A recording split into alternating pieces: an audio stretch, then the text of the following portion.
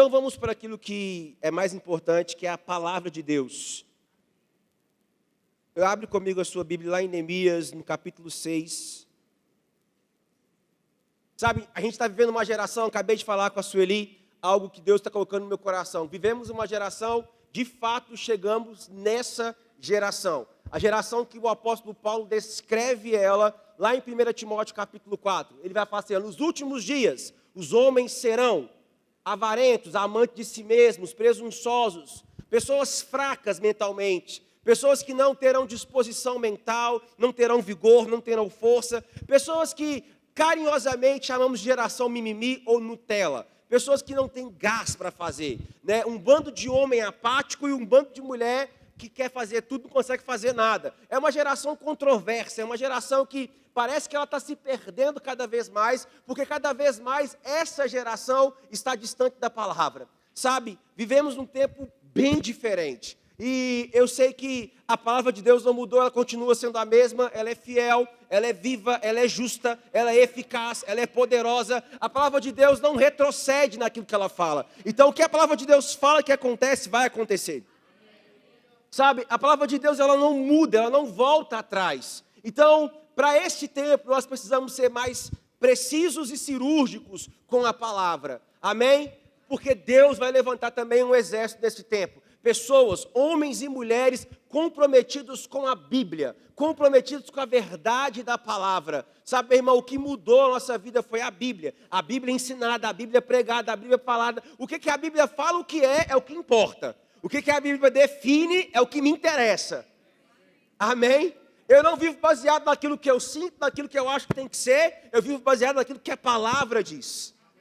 E sabe, Deus falou comigo que nesse tempo, Deus vai levantar pessoas com o coração de Neemias. Para essa geração de 1 Timóteo capítulo 4, depois você pode ler lá. Para essa geração presunçosa, para essa geração que é amante de si mesmo, para essa geração que é egoísta, para essa geração que o seu Deus é o seu próprio ventre. Deus vai levantar Neemias para essa geração. E eu tenho certeza que o povo de Bauru faz parte desse time. Você faz parte dessa geração que Deus vai levantar, que Deus está levantando nesse tempo. Sabe, e o que parece ser essa geração? Vamos entender aqui, lá em Neemias capítulo 6. Você está feliz com Deus? Com a sua palavra? Deus é bom o tempo todo. Quando Sambalate, verso 1, Neemias 6, quando Sambalate, o Gesem, o Arábio e o restante dos nossos inimigos souberam que eu tinha edificado um muro e que não havia brecha alguma, embora até esse tempo não estivesse posto as portas nos portais. Vou dar uma pausa aqui e vou contextualizar para você. Quem é Neemias?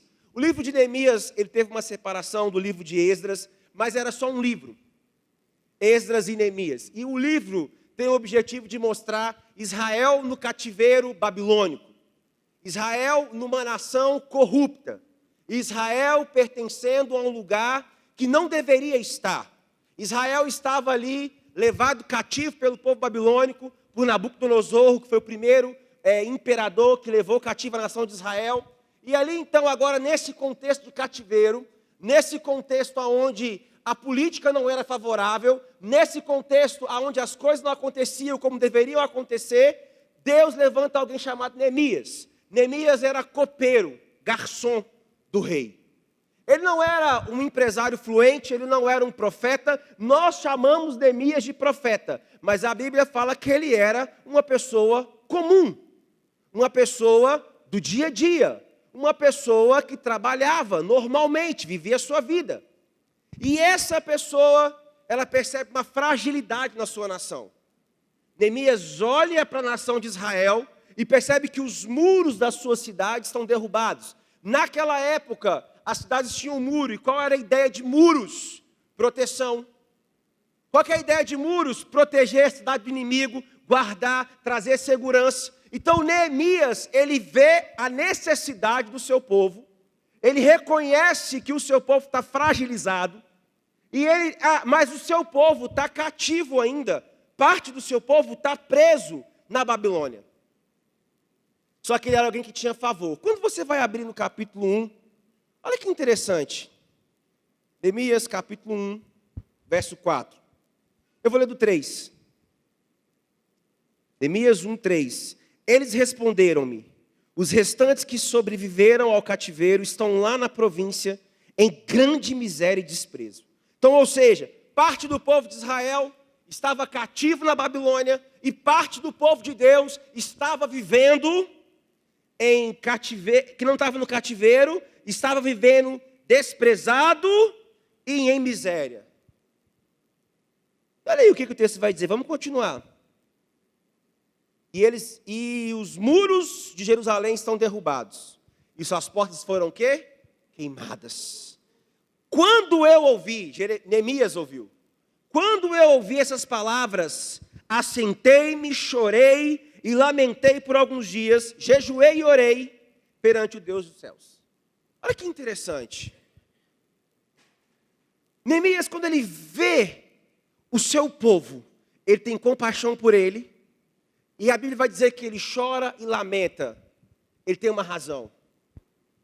Ele tem um motivo agora, ele tem um propósito. Ele vai reconstruir, ele vai reformar. Ele observa a necessidade e fala, eu preciso fazer alguma coisa. Sabe, essa geração tem visto a necessidade e não está fazendo nada. Essa geração tem observado o mundo e não está fazendo nada. Sabe, irmãos, Deus nos chamou para observar a necessidade de fazer alguma coisa. A fé tem uma ação, a fé tem uma voz, a fé tem uma atitude. Sabe, a gente pensa que a fé, irmãos, só lê a carta de Tiago. Ah, eu tenho fé, Deus vai fazer alguma coisa. Então me mostra as suas obras que eu te mostro a minha fé. É o que a carta de Tiago vai dizer. Sabe, a gente fala assim, Deus vai abrir uma porta para mim, Deus vai fazer uma grande coisa, Deus vai fazer, Deus está disposto a fazer. Agora, o que você fez até agora? Sabe, é uma geração que está apática, é uma geração que não se move. Sabe, Deus está colocando você em movimento esses dias. Sabe, meu irmão, a cidade de Bauru conta com você. Ela conta com a sua ação. Você é o evangelho, você é o Neemias. Aonde você está. E aí Neemias viu a necessidade e aquilo fez sentido para ele. Sabe, ele não só reclamou do país, ele não só reclamou da geração, ele chorou, ele lamentou, ele trouxe a causa para si. E aí você vai ver então agora que ele vai tentar restituir os muros de Israel. Voltamos para o capítulo 6. E lá ele vai reconstruir esses muros. E aí vão tentar chegar a distrações. Então Neemias tinha um foco. E qual era o foco de Neemias? Levantar os muros. E aí no capítulo 6, no verso 1, vai dizer que não tem mais brecha. Não tem mais espaço. Faltava só as portas. Se colocasse as portas e fechasse as portas, o serviço dele estava feito. Acabou. Então os inimigos observando que, em algum dos capítulos, no capítulo 4, vai dizer que, eu acho isso muito forte em Neemias, que com uma mão ele levantava os muros de Israel e com a outra mão ele atacava os inimigos. Com uma mão ele colocava o seu propósito e na outra mão ele ia para cima. Sabe, Deus está te chamando para ir para cima nesses dias. Você vai para cima do medo, para cima da dor, para cima da angústia, para cima da falta. Você não vai ficar refém da sua situação. Porque eu nasci em tal lugar. Não importa onde você nasceu, como você nasceu, de onde você veio. O que importa é o resultado da palavra na sua vida. O que importa é o que Deus está fazendo na sua história. O que importa, irmãos, não é o passado, é o que Deus vai realizar hoje. É o que Deus vai fazer agora. Neemias não ficou, eu sou garçom. Eu sou diácono. Sabe, tem muita gente presa em algo. Irmãos, quando Deus quer usar alguém, meu irmão, Ele bota a mula para falar. Sabe, quando Deus quer usar alguém, Ele pega o menor e coloca no meio dos maiores e confunde todo mundo. Sabe, não fica preso eu não sou bom de falar. Moisés também não era. Eu sou jovem demais. Jeremias também era. Eu sou mulher. Esther era mulher. Sabe, para de ficar refém da sua história, refém do seu passado, refém daquilo que aconteceu em 1900 e bolinha. Não, Deus tem um futuro para você, Deus tem um propósito para você, Deus quer te mostrar uma causa, Deus quer te mostrar uma razão. Deus quer mostrar para você qual é o seu futuro nele, e eu te garanto que o seu futuro em Deus é grandioso, é glorioso, é maravilhoso. Sabe, eu fui pastor de jovens antes de pastorear a igreja. Aí tinha aquele discurso, sabe, porque está no primeiro amor. Eu falei, mas não tem outro amor, tem só um amor. Só tem esse primeiro aqui mesmo. Sabe, o fogo não vai deixar de arder. A chama não vai deixar de ser acesa. Sabe, Deus vai colocar Neemias no meio dessa confusão que está esse mundo aí. Pessoas que vão enxergar a necessidade e vão agir. E vão ser resposta para essa geração. Porém, verso 2, Sambalate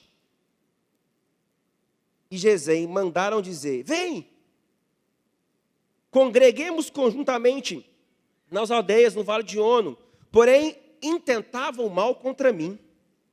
Enviei mensageiros com essa resposta, realizo uma grande obra de modo que não poderei parar. Eu quero parar por aqui e depois continuar um pouco mais com você. Sabe, Neemias só não tinha foco de propósito, ele tinha muito mais do que isso. Ele estava tão firmado naquilo que Deus chamou ele para fazer, que quando ele é convidado pelo inimigo, e eu quero te ensinar isso daqui. Você vai aprender isso na matéria autoridade do crente, mas eu vou te dar uma colherzinha de chá agora. O diabo não muda o seu modo de trabalhar. O diabo trabalha com sugestão, o tempo todo. O diabo trabalha com diálogo. Tira essa ideia que você tem na sua cabeça, que o diabo vai chegar de chifre, rabo. Para você que é crente, não. Talvez não. Para o mundo, ele se apresenta meio tenebroso. É só você ver os desfiles de escola de samba, está uma coisa horrorosa.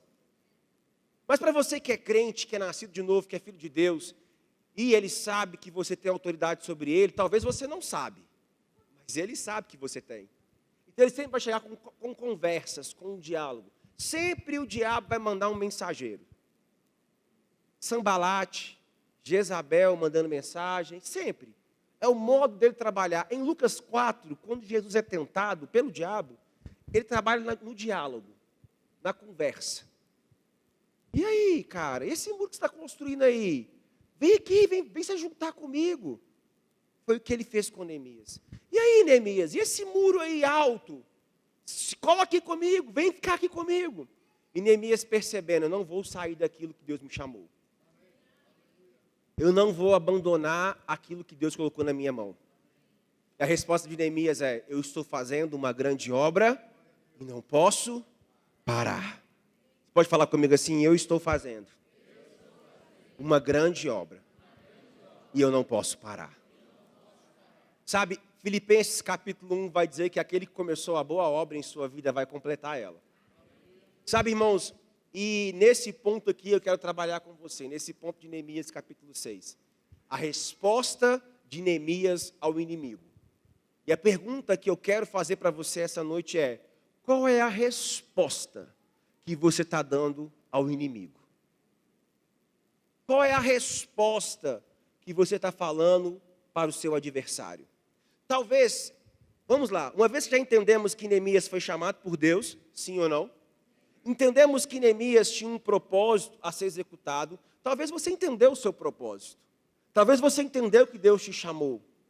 Talvez você entendeu que você foi chamado para ser um grande empresário, uma grande dona de casa, foi chamado para ser um grande pastor, um grande mestre, um grande profeta, foi chamado para ser um grande zelador, não importa qual é o seu chamado, qual é a sua vocação, seja ela no ambiente secular, podemos assim dizer, ou no ambiente eclesiástico, não importa, você já compreendeu isso está claro para você, isso está evidente para você, entendeu quem te chamou foi Deus, entendeu o seu propósito, entendeu que se Deus chamou para o rema tem duração de 2 anos, amém? Estou falando isso porque teve gente para mim que falou comigo assim, que num ano Deus chamou e no outro, Deus chamou para ir para a missão. Aí eu perguntei assim para a pessoa, Deus não sabia que o rema tinha 2 anos, não? Pegou Deus de surpresa? Sabe, entendeu muita coisa na sua vida. E o seu propósito está claro. Só que não se iluda. Enquanto você realiza o seu propósito, enquanto você erga os muros e tampa as brechas, o diabo vai enviar a sua mensagem. O diabo vai enviar Sambalate, vai enviar... Jezabel não parou, foi isso que ela fez. Quando você vai ler, né, quando você vai pegar lá em 2 Reis, a partir do capítulo 14, você vai estudar a história de Elias. É o maior profeta do Antigo Testamento em feitos. É claro, Eliseu fez o dobro. Tá, mas eu estou falando na espessura. Até que a própria Bíblia vai dizer que o espírito de Elias toca João Batista na questão do feito, na divisão dos fatos, na abertura para algo grandioso, milagroso.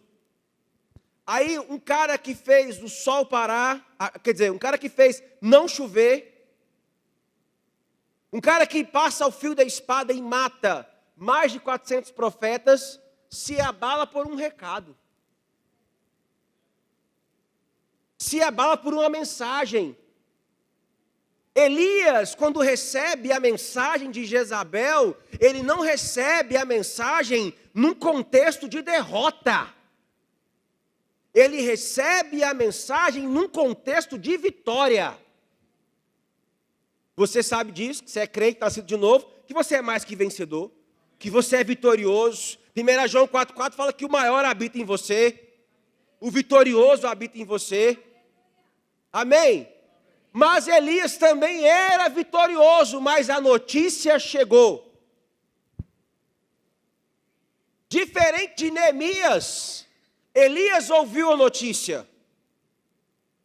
Jezabel falou: eu vou te matar, assim como você matou os meus profetas. Até amanhã, tal horário, sua cabeça na bandeja. Elias abalou, mexeu com a emoção dele. O cara enfrentou 400 profetas, a mulher tremeu o cara. Botou ele para correr, intimidou. O espírito de Jezabel é um espírito de intimidação. Intimidou, foi para a caverna. Ao ponto de Deus falar assim: Elias, você está fazendo o que aí, Elias? Sai, vem para fora. Come pão, bebe água, vem aqui, meu filho. Sai desse looping que você entrou nele. Dessa depressão, dessa angústia. Tem uma caminhada para você ainda. Mas qual é a diferença de Elias para Neemias? Elias ouviu a mensagem do inimigo e Neemias não ouviu. Neemias continuou naquilo que Deus o chamou para fazer. Neemias manteve os olhos no propósito. Neemias falou: daqui eu não saio, eu estou realizando uma grande obra, não é para homens, mas é para Deus. Irmãos, entenda uma verdade: quem trabalha para homem, quem trabalha um para o outro vai cansar.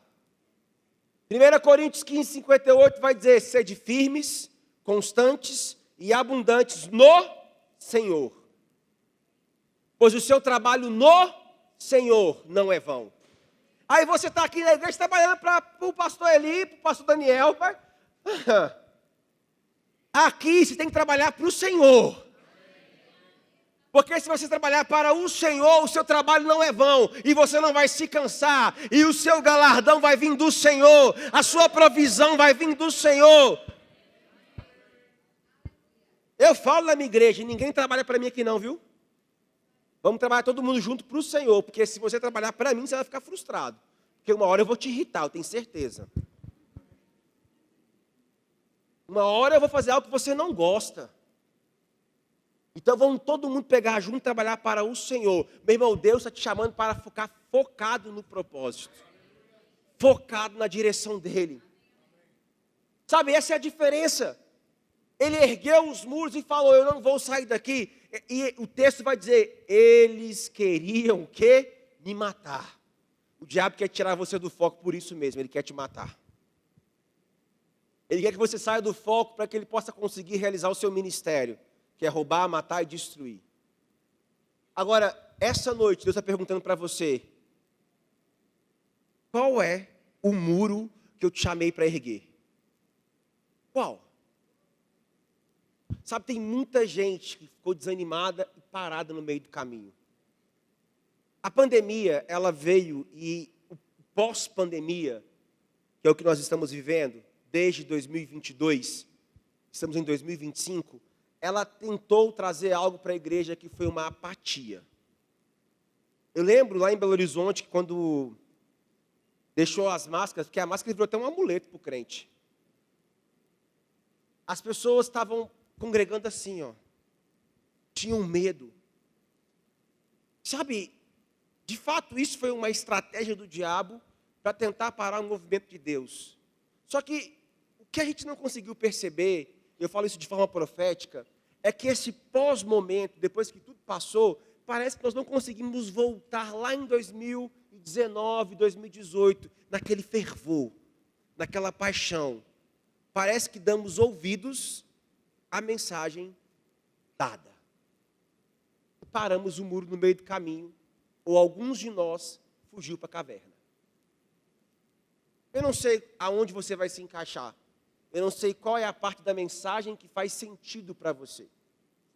Eu só sei que se você entrou numa caverna, ou você deu ouvido ao inimigo, hoje é uma noite de você virar isso daí.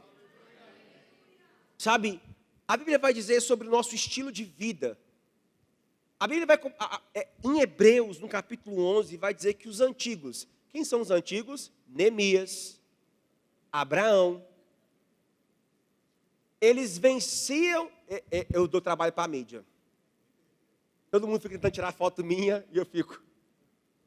Cadê? Quem quer tirar foto? Tira a foto aí. Vem rápido, vem rápido. Corre! Pega a visão, pronto, tira a foto. Essa vai ser a única que vai prestar, tenho certeza, vai.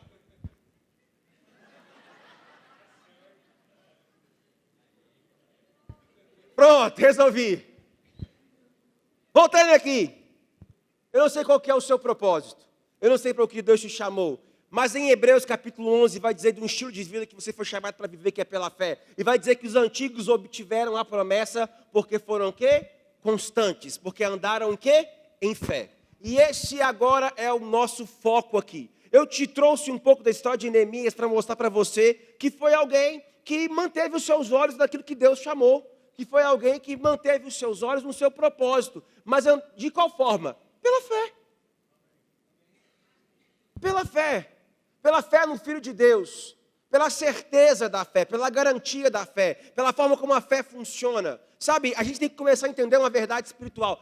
Fé funciona e fé é real, e não é porque eu não estou vendo algo, não é porque não se manifestou, que a palavra de Deus mudou.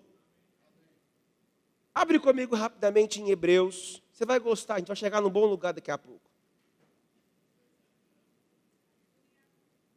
Eu falei que eu estou caçando, quando você abre aí em Hebreus, eu estou caçando um adesivo para a minha Bíblia.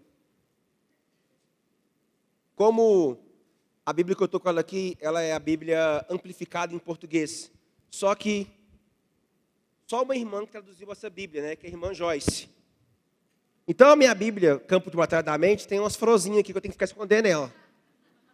Aí eu falei que eu estou caçando uma capa para a minha Bíblia. Quando eu estou com a minha esposa, qualquer coisa eu falo, é dela. E aí, eu estou caçando um adesivo para a Bíblia que é um triângulo. Sabe o triângulo que você já viu na rua aí?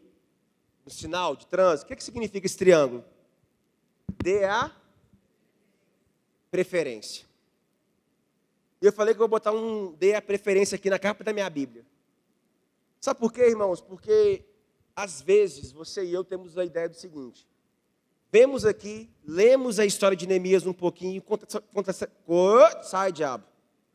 Contextualizei para você um pouco, e aí você fica assim, será? Será que é isso mesmo?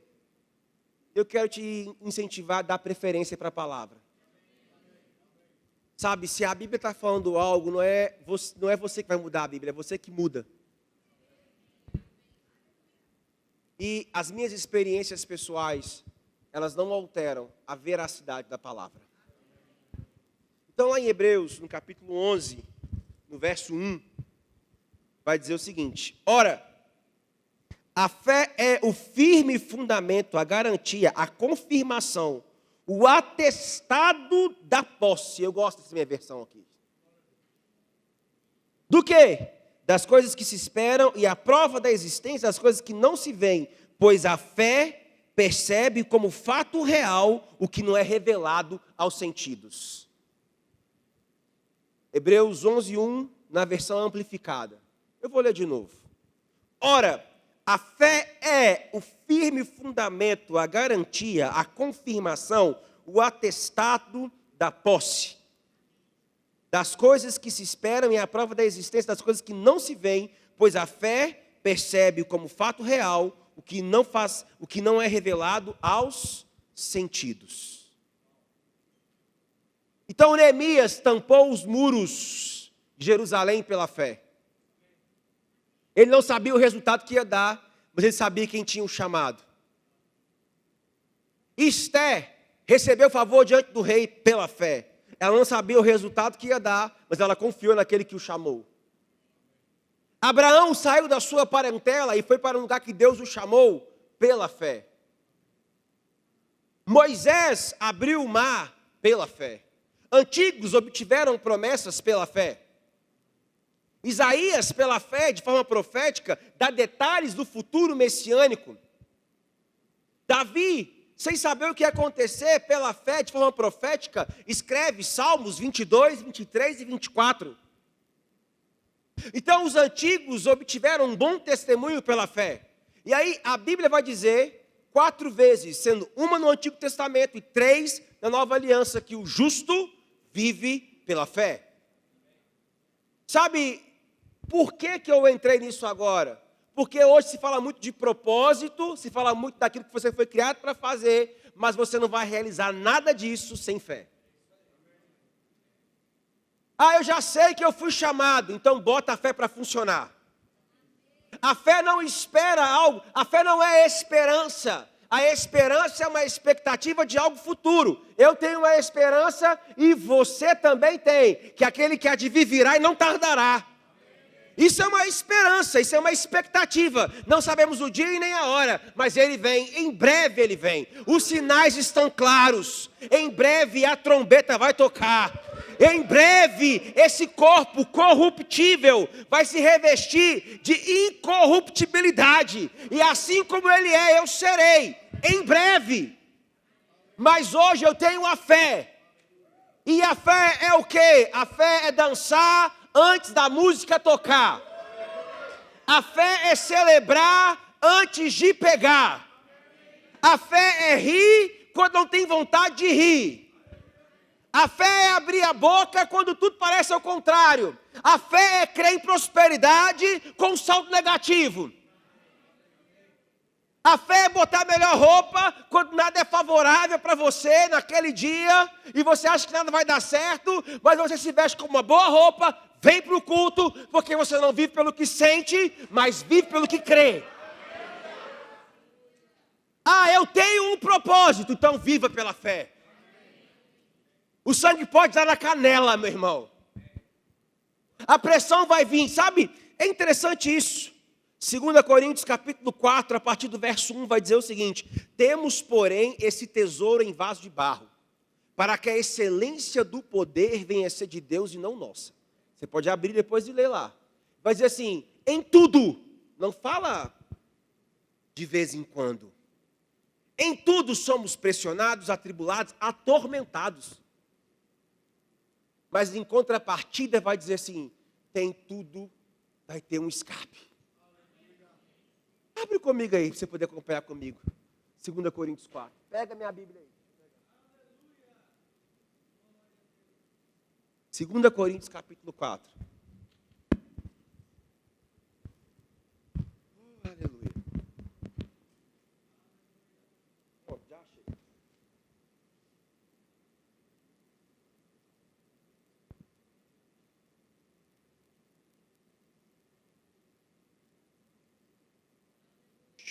É a partir do verso 7. Eu falei verso 1, mas é verso 7. 2 Coríntios 4, 7. Temos, porém, esse tesouro em vaso de barro, para que a excelência do poder venha a ser de Deus e nem nossa. Em tudo somos atribulados, atormentados, oprimidos em todos os sentidos, mas não angustiados. Vamos continuar. Apertados e esmagados, sofremos embaraço e ficamos perplexos. Quem não fica perplexo com o mundo hoje? De boca aberta. Mas, não que? Desanimados. Na versão original quer dizer, não sou levado ao desespero. Vamos continuar. Perseguidos, mas não desamparados, deixados sozinhos, abatidos, mas não destruídos, trazendo sempre por parte a mortificação, a responsabilidade, a exposição da mesma mensagem de Jesus Cristo no nosso corpo, na nossa vida. Olha o que Paulo está dizendo. Ele falou assim, olha, nesse mundo, você vai passar por pressão. Imagina você no contexto de Neemias. Se coloca no lugar dele. Onde você está cumprindo um propósito de Deus, erguendo os muros, os inimigos estão vindo, você está brigando. Pressão. Dificuldade. O crente hoje não quer, essa palavra parece que não faz parte mais do nosso dicionário. Angústia, pressão, dificuldade. Você quer viver um evangelho que inventaram para você na sua cabeça. Evangelho é um confronto ao nosso ego, ao nosso sistema de vida. Aí te inventaram um evangelho fast food, McDonald's. Você come só o que você quer, o que você gosta. Não, irmão, deixa eu te contar um segredo aqui. O mundo tem pressão. No mundo tem dificuldade. No mundo você vai passar. Mas sabe de uma coisa? Existe um espírito da fé dentro de você. Se você continuar a ler o capítulo, ele vai dizer, mas porém eu tenho o espírito da fé, eu criei, por isso eu falei. Mais para frente do texto ele vai dizer sobre isso. Temos uma armadura, a Bíblia vai dizer que a fé é como um escudo em Efésios 6. E o escudo da fé apaga todos os dardos inflamados do inimigo. Sabe, a gente pensa que a vida vai ser mar de rosa. A gente pensa que não vai ter dificuldade. Mentira! Você vai ter o dia mal, mas não a semana ruim. Posso ouvir um amém? Você vai ter pressão, mas vai ser o ano inteiro também não, amém? Sabe por quê? Porque você vai botar a fé para funcionar. E o que é fé? Certeza, garantia. O que é fé? Aquilo que Deus falou, Ele já liberou na cruz do Calvário o que Ele disse. Qual é a vontade de Deus? Abre aqui que você vai ver a vontade de Deus. Tem muito crente procurando a vontade de Deus, está aqui. Viva, poderosa, eficaz. Aqui se encontra a vontade de Deus. Sabe? Então você quer viver o seu propósito, viva pela fé. A fé vai fazer você chegar no cumprimento das coisas. A fé vai fazer você chegar onde você precisa ir. A gente tem uma ideia de fé muito errada. Eu preciso ver tudo. Não, você não vai ver tudo. Eu brinco muito com a minha esposa, eu falo assim, amor, andar pela fé é andar numa escada escura. Você dá um passo, acende uma luz. Dá outro passo, é outra luz. Mas a escada continua escura. Mas uma hora, você chega no destino. Onde você precisa chegar. Então, esse é um estilo de vida que Deus está te convidando a viver. A fé. O estilo de vida que Deus está te chamando para viver. Não é baseado no que você sente, não é baseado na sua história, não é baseado na sua emoção, não é baseado no seu passado, não é baseado naquilo que você já experimentou, mas é baseado naquilo que a palavra de Deus diz. Sabe, entre o que a palavra de Deus diz e a sua experiência, faça a opção de ficar com a palavra. Entre o que a palavra de Deus diz e a sua opinião, faça ficar com a palavra. Certa vez, eu aconselhando um jovem, ele falou assim, eu não escolhi sentir o que eu sinto. Eu falei, é verdade, vou concordar com você, você não escolheu. Mas quem que define amor? A ele, quem o criou. Eu falei, ótima resposta. Quem criou amor? Deus. Então a definição de amor não é sua, é de Deus. Quem a criou é a que define. E ele definiu como o amor funciona. Em todas as esferas. Aí eu nunca tinha parado para pensar. Eu falei, você está vivendo baseado no que você sente. Baseado na sua emoção. Baseado na sua dor. Sabe, irmãos, a gente está vivendo nessa geração. Baseado naquilo que eu sinto. Baseado na minha emoção. Não, você foi chamado para viver pela fé. Você foi chamado não para viver com base nos seus sentimentos. Não baseado naquilo que... Neemias não viveu baseado no sentimento dele. O garçom entendeu um propósito. e foi para cima pela fé. Sabe, Deus está falando para você essa noite, vai, abandona o peso do passado. Abandona aquilo que está te envolvendo mentalmente. O campo de batalha está aqui, o diabo está atacando aqui. Muita gente. Muita gente. Sabe, Deus quer te levar a lugares que você jamais imaginou chegar. E Deus quer fazer que você chegue em lugares que você jamais imaginou pisar. Mas você vai ter que viver além da sua vontade. É uma geração que, quando a gente fala de compromisso, assusta. A palavra compromisso está assustando o povo. Congregar está assustando o povo. Você não vai se encaixar no perfil de 1 Timóteo capítulo 4. Posso ouvir um amém? Você é diferente. Sabe, a ideia de vir, eu vou vir dois cultos no domingo, deveria ser motivo de alegria e não de tristeza. De leveza e não de peso. Porque aqui eu estou nutrindo a minha fé. Eu estou fortalecendo o meu homem interior. Eu estou crescendo espiritualmente. Uma geração que ela não está entendendo mesmo. Sabe, irmãos, aí a desculpa. São palavras doces, né? Estou em casa para cuidar da minha família. Mentira. Fica no celular, faz outra coisa. Cuida da sua família aqui. Vem com ela para cá. Sabe, Deus não te chamou para ficar longe do corpo e nem das pessoas. É aqui que você aprende a viver pela fé. É aqui que você vai ver a fé funcionar. É aqui que você vai ver a mão de Deus te tocar. Não importa qual mensagem chegou. Você vai aprender a blindar os seus ouvidos e manter os seus olhos na palavra. E aí a pergunta para você essa noite é, você está ouvindo quem? Quem você está ouvindo? Eu vou começar a fazer algo que Deus colocou no meu coração aqui, que é fluir debaixo de algo.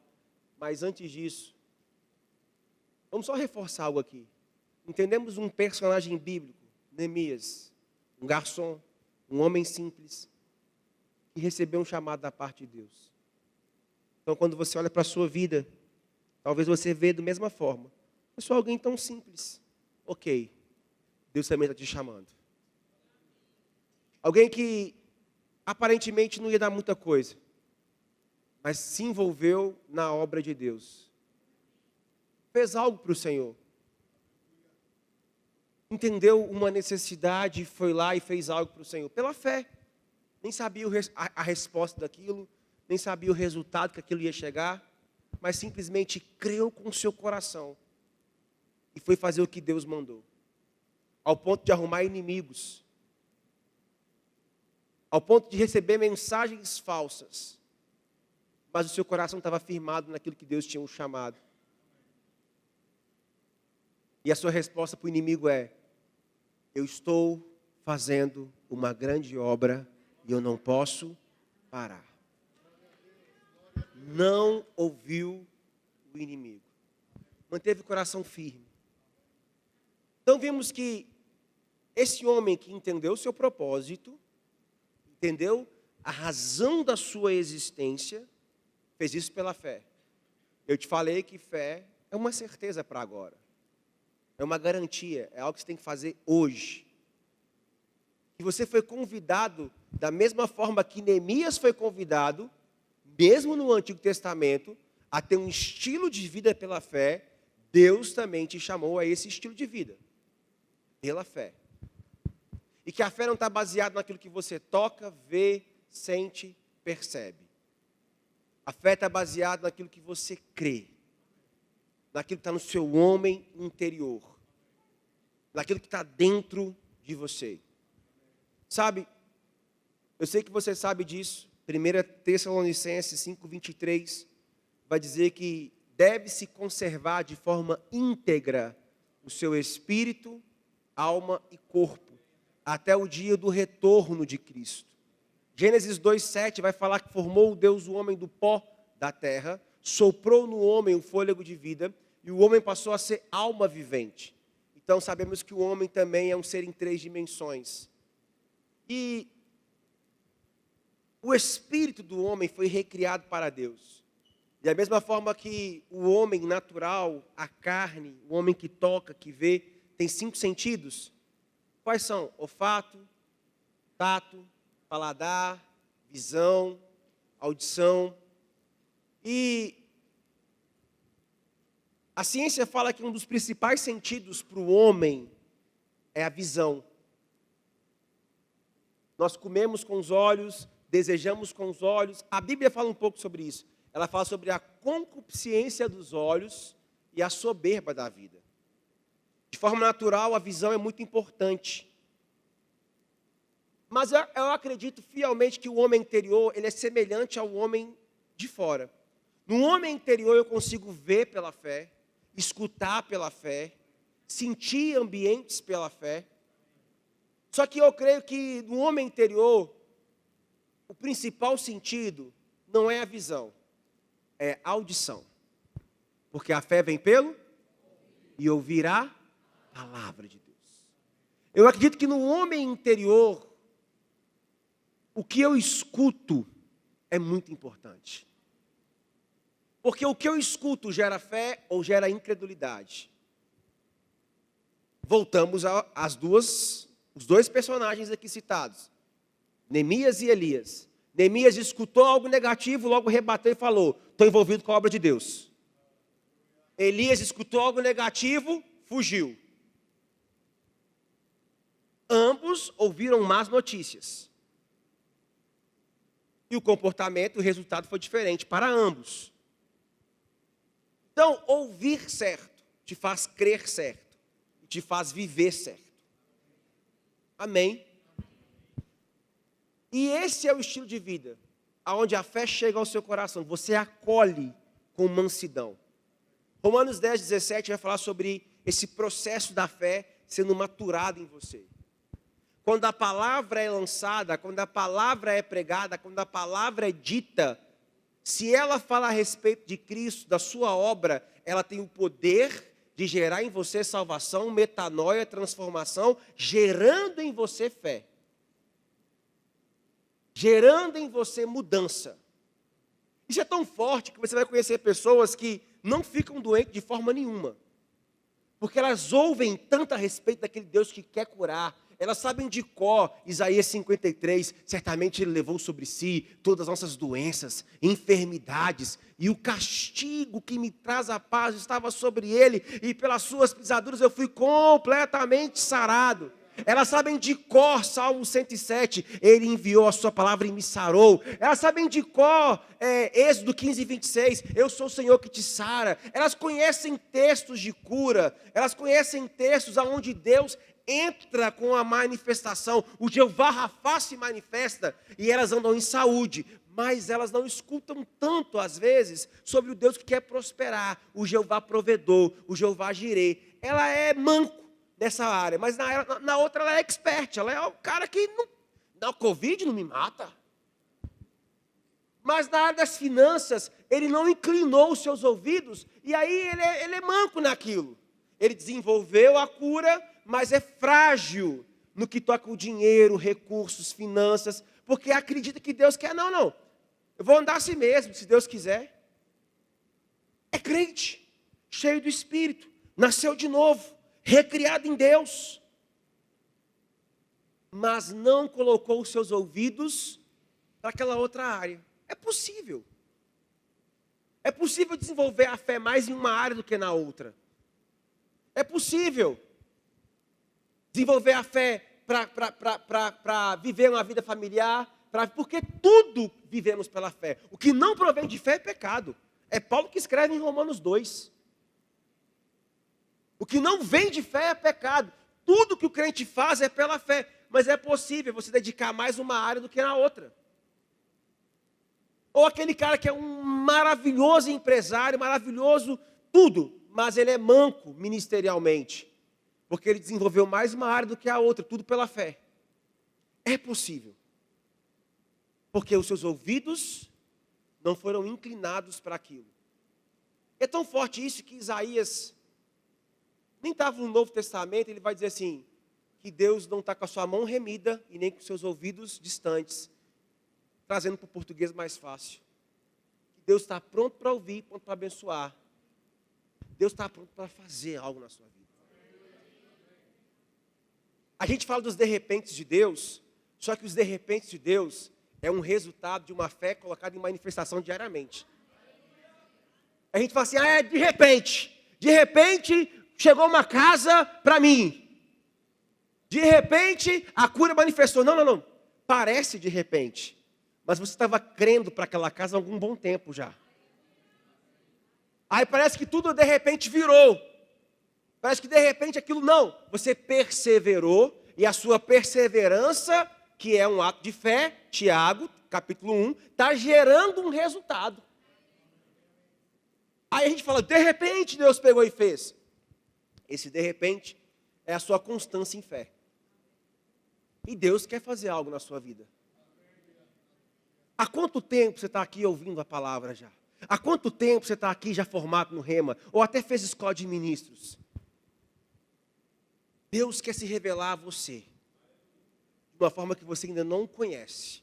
Porque Deus é uma pessoa, um ser inesgotável. Eu já provei, então o salmista vai dizer, vinde provar e vede que o Senhor é bom mais uma vez. Eu já vi a provisão chegar, então tem mais provisão. Eu já vi a cura manifestar, tem mais cura para acontecer. Eu já vi, sabe, você está fazendo uma boa obra para Deus, então está firme no seu propósito, então, está faltando só as portas, igual Neemias, vai chegar e você vai colocar, e você vai ver o fruto do seu trabalho, sabe, meu irmão, Deus não mudou. O mesmo Deus que fez algo no seu passado, o mesmo Deus que te chamou lá atrás, é o mesmo Deus que vai realizar algo hoje na sua vida.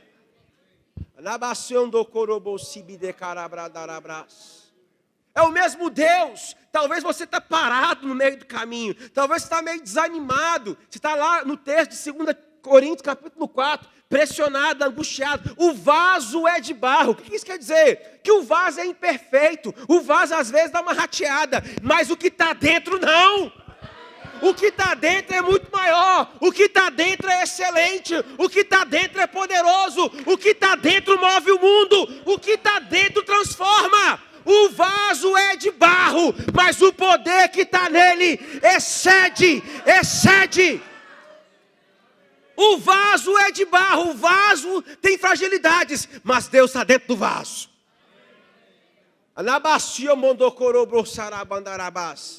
Tem muita gente que soltou as rédeas do seu chamado, soltou as rédeas da sua casa, soltou as rédeas das finanças. Pega de volta. E pega pela fé.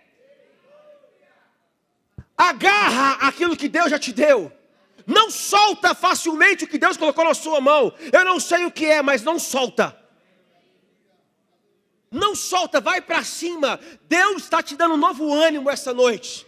Dizendo para você, continua, persevera, vai mais uma vez. Eu te levanto mais uma vez. Eu te restauro mais uma vez. Eu estou contigo nessa. Você não está sozinho. A gente vai sair do marasmo. Aquela paixão, aquele fogo, aquele desejo. Deus, eu vou ver algo acontecer. Eu vou ver algo acontecer. Eu tenho 2 filhos em casa. João e José. E é sensacional. Eles não têm noção do perigo. Não têm noção de espaço, às vezes. O João deve bater a cara na porta umas 70 vezes ao dia. Ele quer correr, resolver rápido. Ele quer fazer tudo muito rápido. Ele tem energia, ele tem fogo, ele tem vigor. E ele quer... Sonic, Taz. Igual o Sonic. Eu brinquei uma vez assim, eu falei assim... Tiago Freitas, meu amigo. Eu falei assim, Tiago, são quantos cavaleiros do Apocalipse? Aí ele, 4. Eu falei assim, lá em casa tem 2. Lá em casa tem 2 cavaleiros do Apocalipse. Quantos são? 4, né, Tiago? Ele falou assim, ele começou a rir. É tudo muito rápido, é tudo muito para ontem. Não tem noção de... Aí eu e a mãe vamos dosando o perigo, protegendo. Mas ele vai vivendo, ele não quer saber, ele não pergunta se vai ter comida amanhã. Ele não pergunta se vai estar pronto, onde está indo. Ele vai seguindo o fluxo do papai e da mamãe. Porque ele, inconscientemente, ele confia 100% no papai e na mamãe. Então, vamos embora. Vamos para cima. Vamos fazer acontecer. E eles vão. Eles têm sede. Tem que ser rápido, tem que ser... E aí vai, a gente vai nesse embalo. Sabe? E às vezes, eu olho para eles assim e falo assim, cara, quanta confiança, né? Quanta entrega. Quanta ideia de segurança quando eu ou Isabela estamos presentes. Não sabe o que vai acontecer amanhã, não sabe onde vai estar, não sabe... Aí Deus falou comigo assim, assim deveria ser vocês também. Corre. Se bater na porta, eu levanto de novo. Continua com a mesma sede, com a mesma força, com o mesmo vigor, com a mesma velocidade. Aí me veio na hora um texto no coração, quando Jesus falou assim, o reino dos céus são para eles. Quando falou para os pequenininhos, não está falando que é para criança o reino do céu. Fala para o comportamento de confiança e de paixão, e de entrega, e de velocidade, e de desenvolvimento que uma criança tem. O reino de Deus é para esse tipo de pessoa. Aí a gente está esperando. Não, meu irmão. E aí, é o seguinte, onde eu quero entrar. Eles aprenderam duas coisas. Uma delas foi falar passear. Estava colocando roupa lá agora, papai passear. Calma que a gente vai daqui a pouco. Aí chegou de novo, eu quero passear. A gente já está indo passear. Papai, passear. Porque já sabe que a ideia de passear é, eu vou me divertir. E aí já tem uma expectativa. Eles já ficam assim, ó. Olhando para a mãe deles, aí eles param, voltam. Aí volta lá para a televisão, aí volta de novo. Já tem aquela expectativa. Quando eu falo assim, vamos, rapidamente, prontamente, já pegam a mão, já começam a abrir a porta e já saem pela porta, porque vão fazer o quê? Brincar, vão divertir, vão passear. Mas estão ali prontos, ó, só esperando o comando do pai ou o comando da mãe. Estão ali, ó. Tem muito crente que perdeu isso aí. Eu estou falando para você assim, ei, vamos passear hoje? Vamos passear. Só que você tem que estar pronto para ouvir. Assim, ó, com expectativa, com fé, com certeza. Deus, eu quero algo. Então tá, então vamos passear. Confia. Para onde você vai? Você acha que eles sabem onde é Bauru, irmãos? Eles entraram no carro, pararam aqui em Bauru, nem sabem. Sabe, é o que Deus quer fazer com você. Talvez você não saiba aonde vai chegar, mas te garanto que é um bom destino. Te garanto que é um bom lugar. Só mantenha os olhos fixos. Pronto. Em fé. Deus vai fazer algo. Só mantenha os olhos prontos. Fixos. Deus vai fazer algo. De repente, chamando de repente, é uma constância de ficar nele. Vem passear. Vem passear. Vem dar uma volta com o papai. Sabe, Deus vai devolver para você essa expectativa. Deus vai fazer que dia é hoje? É hoje que eu vou passear? É hoje que tem uma roupa nova, Deus? É hoje que eu vou sair desse lugar e vou para outro lugar? É hoje, papai. Sabe, entenda uma verdade espiritual de uma vez por todas. Deus é o seu Deus, mas antes de tudo Ele é o seu Pai. Sabe, ele está falando, é fé, filho, é fé, fé funciona. Só abre a sua boca um pouquinho para aquilo que dá certo. Deixa de sair. Tem crente falando coisa que não deve o tempo todo. Uma linguagem que não funciona. Sabe, irmãos, eu lembro quando Deus me tirou de Belo Horizonte e me levou para o interior do Goiás. Você acha que eu fui o quê? Rindo? Lá em Belo Horizonte, o que tinha de problema tinha saído, para a glória de Deus. Deus começou a fazer algo grande naquele lugar. Estava vivendo a melhor fase. Depois de 10 anos orando, eu estava vivendo a melhor fase. Nadando. Auxiliando meu pastor, que eu amo demais, que é o pastor Anderson. Firme. Tudo acontecendo. Milagre. Conferência de jovens com 500 jovens. Eita, aqui é o meu lugar. Tudo acontecendo, tudo sendo favorável. Trabalhando numa multinacional. Em casa, de home office. Podendo dar aula no Rema, pregar, ensinar. Morando finalmente perto da igreja, que eu morava longe. Meu Deus. Morava 3 quadras da igreja agora. E aí, eu lembro que eu entro no ano novo na igreja. Em outubro, o ministério já tinha feito uma sinalização para a gente. Renato e Guto pediram assim, falaram assim, olha, fizemos uma reunião e sentimos no coração de vocês assumirem a obra de Goiatuba, porque vai ter que transicionar. Na hora, olha como é que a língua do crente é quando não é guiada por Deus, tá? Vou fazer o quê naquela roça? Falei com a Isabela. Deus é que me livre. Acho que o Guto está orando, não. Falei. Aí, irmãos, aquilo ficou no meu coração. A Isabela ficou calada. Ela não falou nada. Porque ela conhece o marido que tem, eu sou um pouco meio impetuoso. Ela ficou na dela. Aí eu fui para o culto de virada de ano. E tô lá, velozmente. Tô lá, e tá cantando. Aí Deus, de repente, me veio no coração, você não orou, né? E eu continuei. Aquilo no meu coração, fui para casa, aí eu fui tomar banho, e a advertência foi mais forte ainda. Toda vez que você pregar agora, não pregue que a sua vida é minha, e que eu faço o que eu quiser com a sua vida. E não cante mais, irei onde queres que eu vá. E fareis o que queres que eu faça. Eu falei, mas foi meu professor que escreveu essa música, tem que cantar, ué. Não, não canta. Porque sequer você me perguntou se era para você ir para Goiatuba ou não. Você fez o que você quis.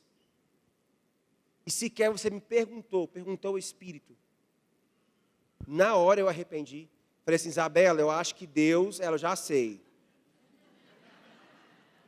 Podemos ir. Aí eu cheguei para o meu pastor e falei assim, pastor, o vento soprou. No dia 1º de janeiro. Ele o quê? Eu vou aceitar a proposta do ministério e eu vou para Goiatuba. Você tem certeza? Eu falei, certeza eu não tenho de nada.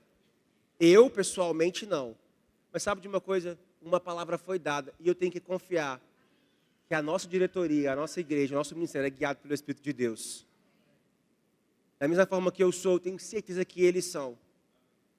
Eu preciso confiar nisso, eu preciso confiar nessa direção juntamente com eles. E eu falei com o Renato, Renato, chamei de bispo, bispo Renato Galdar, eu vou aceitar. Aí ele, que coisa boa, porque não tinha ninguém, estava te esperando mesmo. Quando eu cheguei em Goiatuba, irmãos, os meus olhos queriam ver o natural. Mas o Senhor falou comigo, vai ser a maior igreja do sul goiano. Numa cidade de 30 mil habitantes, temos um Rema funcionando. O ano passado com 80 alunos. Esse ano com 50 alunos no sistema. 50 ou 60, tem que confirmar. Amanhã eu falo para você, eu confirmo aqui depois. Mais a edição da Escola de Ministros. Numa cidade de 30 mil habitantes. E eu precisei não olhar com os olhos naturais. Mesmo com muita coisa que tem na cidade, muita desconfiança, muita cultura. É uma cidade muito antiga, em outras tradicional demais. Eu olhei para mim, para minha esposa e falei assim, gente, o que nós vamos fazer lá, né? Nós dois é diferente. Mas sabe de uma coisa? Eu não vivi segundo o que eu queria. Eu não fiz segundo a minha vontade. Eu entendi o texto de Neemias. Se tem muro caído, vou lá levantar, vou fazer uma boa obra, porque quem me chamou foi Deus. Eu sei da pressão, da dificuldade. Eu sei que vou enfrentar situações que eu não quero enfrentar. Vou passar por situações que eu não queria passar. Mas sabe de uma coisa? Deus está comigo nesse negócio, o propósito é maior e existe algo para ser feito e alcançado, pessoas transformadas, vidas mudadas. Eu vou colocar os olhos naquilo que o Senhor me chamou, não vou olhar com o olhar de quem, é isso, é aquilo. Não, vou fazer aquilo que Deus está me chamando. A obra dele é grande, a seara é grande, e ele conta comigo. Sabe, irmão, mudei minha perspectiva. Você acha que foi fácil? Claro que não. Minha esposa saiu de São Paulo, capital, e eu de Belo Horizonte. Ela foi treinada, né? Porque de São Paulo, capital, já é uma coisa. Para BH já muda muito. Aí depois foi para o interior. O rolê mais próximo para a gente é ir para Goiânia. 2 horas. Quando a gente quer ir num shopping, tem que ir para Goiânia. 2 horas. Fazer qualquer coisa diferente. Mas sabe de uma coisa? Deus nos colocou naquele tempo, naquela estação. E as pessoas sendo afetadas por aquela visão. Sendo mudadas por aquela visão. Isso se faz pela fé. Sobe aí aqui o time de música. Pode subir. Isso se faz pela fé. Poderia te contar tanta coisa. Tanta coisa. Sabe, por que eu te contei isso? Porque a gente tem que parar de falar assim, minha vida. Você não tem vida mais não, lindão. A minha história. Você não, a sua vida é de Jesus. Não, pode dar um amém aí. Mais forte. Você não vive mais para si mesmo. Minha história, minha casa. Que casa, que vida, você não tem. Você entregou para Jesus, acabou, perdeu. 2 Coríntios 5,14. O amor de Cristo nos cons. Julgando, pois isso, não vivo mais para mim mesmo, e sim por aquele que morreu e ressuscitou. Então agora não vivo mais na carne, no meu desejo. Vivo para Jesus.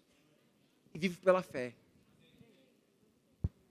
Você vai sair do crente Nutella para o crente raiz. Do crente 500 graus de puro fogo, santo e poder. Para entrar nesse movimento que Deus está fazendo. Sabe, Deus me deu uma palavra profética muito forte. Eu falei isso com o Railson, falei isso com alguns pastores de interior.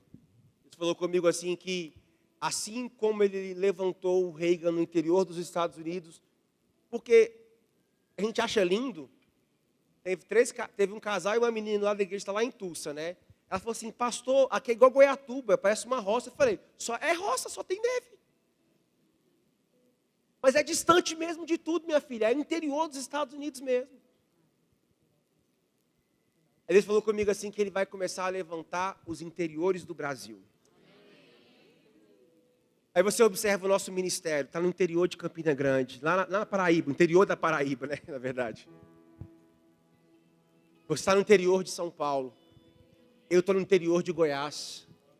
Sabe, Deus falou comigo assim que Ele vai levantar pessoas do interior para tocar a nação. Dos interiores, das pequenas cidades, dos pequenos lugares. Pessoas vão sair daqui para tocar o Brasil e a nação. Pela fé. Amém. Amém. Pela fé. Amém. Deus, sabe, esse é o primeiro tom que eu tenho. É a primeira palavra forte que Deus colocou no meu coração. Assim está sendo em Campina Grande, assim será em Bauru, assim será em Goiatuba, assim será em cada igreja do interior. Caxias do Sul. Se você for lá em Caxias do Sul, no Rio Grande do Sul, você fica impressionado com o que Deus está fazendo no verbo da vida lá.